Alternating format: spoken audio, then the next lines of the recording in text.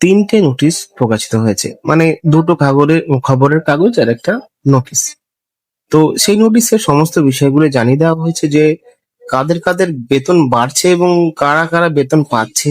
মানে যেহেতু এদের বেতন কম, মুখ্যমন্ত্রী শুভেন্দু অধিকারী তিনি কিন্তু অনেক আগেই বলেছিলেন যে সমান বেতন সম কাজ, মানে সম বেতন সম কাজ। তো সেইটা তিনি কিন্তু এক উদ্দেশ্যে শুরু করে দিয়েছে অলরেডি। সবার বেতন থাকবে এক, এবং সমস্ত চাকরি প্রার্থীরা যারা চাকরি করছো তাদের বেতন কিন্তু টোটালে যতটুকু পাচ্ছে ততটুকুই পাবে হলো রাজ্য।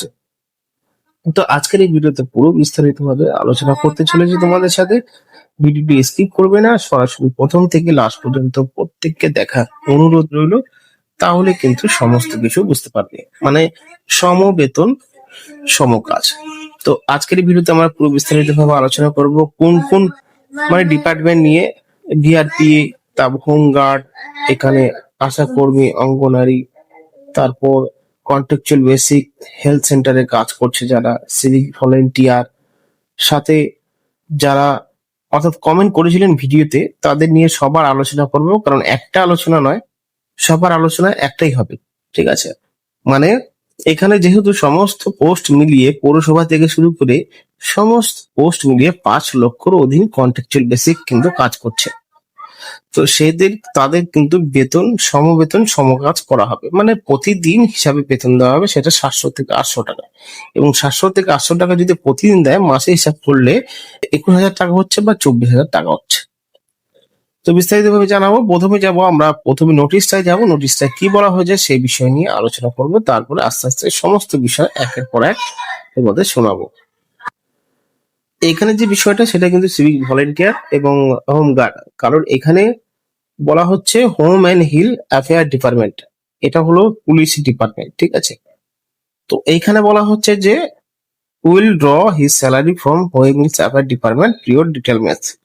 মানে তাদের যে বেতন দেওয়া হবে সেটা ন্যায্য মূল্যে তাদের আধিকারিক হিসাবে আস্তে আস্তে তাদের পরিবেশন করা হবে। যেরকম এই বিষয়ে রয়েছে সিভিক ভলেন্টিয়ার রয়েছে, প্লাস রয়েছে হোমগার্ড, তাছাড়া কনস্টেবলও রয়েছে, তাদেরও মাইনা বাড়তে পারে। যারা নতুন কনস্টেবল তাদের কিন্তু নতুন মাইনা বাড়তে পারে, কারণ কনস্টেবলের মাইনা 27,000 টাকা থেকে শুরু, সমস্ত অ্যালাউন্স দিয়ে হতে পারে তাদের 30-35 হাজার টাকা পেতে পারে। তো যারা সিভিক ভলেন্টিয়ার তারা 10,000 টাকা পাচ্ছ, কিন্তু আপাতত 10,000 টাকাই দেওয়া হবে। কিন্তু মাননীয় মুখ্যমন্ত্রী মমতা বন্দ্যোপাধ্যায় এর আগে কিন্তু আলোচনা করেছিল, সেটা হলো মে মাসে, যে এপ্রিল মাসে টাকাটা পাবে মে মাসে, সেটা হলো 10,000 টাকা, 11,000 টাকা বলা হয়েছিল। সেটা কিন্তু 11,000 টাকাই দেবে, তার অধিক দেবে না। পরবর্তী সময় তার 11,000 টাকার থেকে পরে কিন্তু বাড়াবে। এটা রয়েছে হোম এন্ড হিলস ডিপার্টমেন্টের পক্ষ থেকে একটা নোটিশ। এবার হলো আইসিডিসি, আইসি মানে আইসিডিএস এর যারা রয়েছে কন্ট্রাকচুয়াল বেসিক যারা কাজ করছেন তাদের জন্য এটা। তো এইখানে দেখতে পাচ্ছেন ডেট, এবং এইখানে যে বিষয়টা সেটা তাদের বলা হচ্ছে যে তাদের একটা ফর্ম দেওয়া হবে, ফরম্যাট এ এবং ফরম্যাট বি। এই ফরম্যাট এ এবং ফরম্যাট বি ফর্মটা কিন্তু অ্যাপ্লিকেশন করে জমা দিতে হবে আইসিডিএস, কারণ তাদেরও মায়না বাড়তে পারে, তার জন্য এই বিষয়গুলো কিন্তু তারা দিচ্ছে। এবং কন্ট্রাকচুয়াল স্টাফের নাম এবং এঙ্গেজমেন্ট, জবে থেকে কাজে যুক্ত হয়েছে, সেনশন অর্ডার, সমস্ত কিছু কিন্তু এখানে লিখে দিতে হবে আইসিডিএস এর অধীনে যারা কাজ করছে। তো এটা রয়েছে আইসিডিএস। এবার দেখবো আমরা হলো একটা পেপার কার্ড, সেই পেপার কার্ডে কি বলা হয়েছে।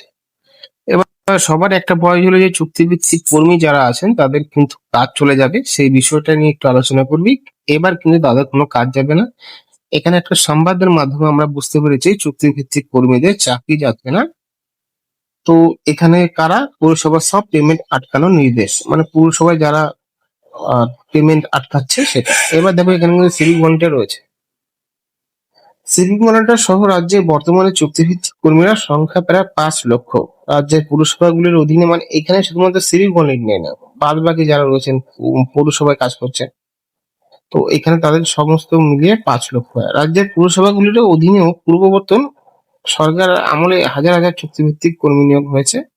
পালা বদলের পর তাদের ভবিষ্যৎ কি, আদৌ কি তাদের চাকরি থাকবে, এসব নিয়ে দুশ্চিন্তার মাধ্যমে কোনো অমানবিক সিদ্ধান্ত নেওয়া হবে না বলে জানিয়ে দিল রাজ্য সরকার। এদিন পুরসভা গুলিতে কর্মরত চুক্তিভিত্তিক কর্মীদের ভবিষ্যৎ নিয়ে প্রশ্ন করা হলে রাজ্যের মন্ত্রী অগ্নিমিত্রা পাল জানান, আমাদের মাননীয় মুখ্যমন্ত্রী এই বিষয়ে রাজ্য সরকারের অবস্থান পরিষ্কার করছেন। রাতারাতি কারো পেটে লাথি মারা হবে না, ঠিক আছে, কোনো অমানবিক সিদ্ধান্ত নেওয়া হবে না, সম্পূর্ণ বিষয়টির ধৈর্যের সঙ্গে খতিয়ে দেখা হবে। রাজ্যের এই সিদ্ধান্ত চুক্তিভিত্তিক কর্মীরা কিছুটা হলেও স্বস্তি পেল বলেই মনে করছে প্রশাসনিক মহল। এদিন মন্ত্রী মূলত পুরসভাগুলির চুক্তিভিত্তিক কর্মী প্রসঙ্গে রাজ্যের অবস্থানের কথা জানালেও এই নীতি অন্যান্য দপ্তরের ক্ষেত্রে বলবৎ থাকবে বলেই মনে করেছে ওয়াকিবহল মহল। সরকার এসেই অবসরের পর পূর্ণ বহাল হওয়ার অধিকারী কর্মীদের পাকাপাকিভাবে ছুটি দেওয়ার পর পথে হেঁটেছে রাজ্য। আবার প্রথম মন্ত্রিসভার বৈঠকে সরকারি চাকরি আবেদনের বয়সের ঊর্ধ্বসীমা 5 বছর বাড়িয়ে দেওয়া হয়েছে। পরে দ্রুত শূন্য পদ, এবার আমরা পরের পেজে যাব, মানে পরের না পাশেটায় যাব, পূরণের পদক্ষেপ নেওয়া হবে বলেই মনে করেছে ওয়াকিবহাল মহল। এই সঙ্গে চুক্তিভিত্তিক কর্মচারীদের নিয়ে আগামী দিন রাজ্যের কিছু ইতিবাচক পরিকল্পনা থাকতে পারে বলেই মত অভিজ্ঞতা আমল।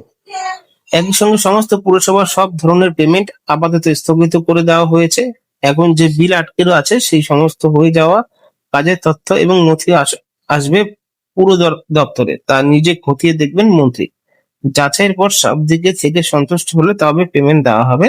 অন্যদিকে পুরসভাগুলিতে সরাসরি মন্ত্রীর অফিসে থেকে নজরদারি চালানো হবে বলে সিদ্ধান্ত নেওয়া হয়েছে। সেক্ষেত্রে 128টি পুরসভার সিসি ক্যামেরার ফুটেজ দেখা হবে যাবে পুরমন্ত্রীর কার্যালয় থেকে। মঙ্গলবার বিকেল রাজ্যে 128টি পুরসভা এক্সিকিউটিভ অফিসার এবং ফিনান্সিয়াল অফিসারদের সঙ্গে বৈঠক করেন পুরমন্ত্রী। তো এইখানে তো বিষয়টা হলো শেষ, কারণ এখানে যে দেখতে পাচ্ছ সিভিক ভলেন্টিয়ারের সাথে পুরসভায় যারা কাজ করেন পৌরসভায় তাদের কিন্তু টাকা আটকে দেওয়া হবে না, এবং আস্তে আস্তে তিনি খতিয়ে দেখবে সমস্ত ডিপার্টমেন্টের যে কি অবস্থা রয়েছে। এবার আসছি আরেকটা খবরে, সেটা হলো কাজে সমান বেতনের দাবিতে পঞ্চায়েত মন্ত্রীর দ্বারস্থ ভিলেজ রিসোর্স পার্সোনালরা। এই ভিলেজ রিসোর্স মানে ভিআরপি, ঠিক আছে, তাদেরকে বলা হয়, সমাধানের আশ্বাস দিলীপে। তো এখানে বলা হচ্ছে 125 দিনের কাজ, অর্থ কমিশন, সমগ্র শিক্ষা মিশন, আবাস যোজনা সহ একাধিক কেন্দ্রীয় প্রকল্পে সোশ্যাল অডিটের সঙ্গে 2026 সালে নিযুক্ত করা হয়েছিল 25,040 জন ভিলেজ রিসোর্স পার্সোনালকে, ভিআরপি, ঠিক আছে। এবার 125 দিনের কাজ, অর্থ কমিশন, সমগ্র শিক্ষা মিশন, আবাস যোজনা সহ একাধিক কেন্দ্রীয় প্রকল্পে সোশ্যাল অডিটের জন্য 2016 সালে নিযুক্ত করা হয়েছিল 25,040 জন ভিলেজ রিসার্চ পার্সোনাল। কিন্তু সোশ্যাল অডিটের তুলনায় ডেঙ্গু প্রতিরোধ থেকে শুরু করে দুয়ারে সরকার শিবিরের কাজে বেশি লাগানো হয় ভিআরপিদের। 2-3 মাস অন্তর বেতন পেলেও কেন্দ্রীয় সরকারের নির্ধারিত বেতন থেকে তারা বঞ্চিত বলে অভিযোগ। দীর্ঘদিন ধরে দাবি আদায় করতে লড়াই করছেন বিআরপিরা। এমনকি 2019 সালের 9 ডিসেম্বর বনগাঁর গোপালনগরে মমতা বন্দ্যোপাধ্যায় জনসভায় সরব হয়েছিল বেশ কিছু ভিআরপি, যা নিয়ে বিতর্কিত সৃষ্টি হয়েছিল। সমস্যার কথা জানিয়ে পঞ্চায়েত দপ্তরে স্কলার মানে স্বাক্ষরলিপি দেওয়ার পাশাপাশি ধরনায় বসছিলেন তারা। এই প্রেক্ষাপটে রাজ্যে পালাবদল হতে দীর্ঘদিন ধরে পড়ে থাকার সময় কাজে সব বেতন মানে সমকাজে সমবেতন সহ একাধিক দাবি নিয়ে বৃহস্পতিবার নয়া পঞ্চায়েত মন্ত্রী দিলীপ ঘোষের দ্বারস্থ হলেন ভিআরপিদের প্রতিনিধি দল। প্রতিদিন সকালে ইকো পার্কে মর্নিং ওয়াক করেন দিলীপ বাবু। এদিন সন্ত্রিক মর্নিং ওয়াক করতে যান, তখনই তার সঙ্গে দেখা করেন রাজ্যের গ্রামীণ সম্পদ কর্মীদের প্রতিনিধি দল। তাদের সমস্যার কথা জানানোর পাশাপাশি দাবিদারও সংঘগত চিঠি তুলে দেন। সারা বাংলায় গ্রামীণ সম্পদ কর্মী সংগঠনের তুলসী গুহ, শেখ জুলফিকার এবং কৌশিক মন্ডুরা জুলফিকার জানিয়েছেন, সোশ্যাল অডিটের কাজ করলে তাদের দিনে 630 টাকা পাওয়ার কথা, কিন্তু তারা সেই অর্থে কাজ পান না। আর ডেঙ্গু সংক্রান্ত কাজ করলে যেখানে দিনে 386 টাকা পাওয়ার কথা, সেখানে তারা হাতে পান মাত্র 200 টাকা। এছাড়াও তাদের ছুটি বলে কিছু নেই। পরিস্থিতির মূলত 7 দফা দাবি পেশ করা হয়েছে নতুন মন্ত্রীর কাজ, সমকাজে সমবেতন নীতি ছাড়াও তাদের প্রধান দাবিগুলো হলো চাকরির স্থায়ীকরণ, সম্মানজনক সময় মতো বেতন, ভবিষ্যৎ নিরাপত্তা, স্বাস্থ্য, সামাজিক সুরক্ষা প্রদানের পাশাপাশি মহিলা কর্মীদের জন্য মাতৃকালীন ছুটির দাবি জানানো হয়েছে। তো এটা গেল একটা খবরের কাগজ, এবং সেখানে কিন্তু বিষয়টা অরিজিনাল এবং সত্যি ছিল। অন্যদিকে চুক্তিভিত্তিক যেসব কর্মী রয়েছেন তাদের চাকরি থাকবে বলে আশ্বাস দিয়েছেন পুরমন্ত্রী অগ্নিমিত্রা পাল। রাতারাতি কোনো অমানবিক সিদ্ধান্ত নেওয়া হবে না বলে জানিয়েছেন তিনি। রাজ্যের সিভিক ভলেন্টিয়ার সহ প্রায় 5 লক্ষ চুক্তিভিত্তিক কর্মী কাজ করেন পুরসভাগুলিতে।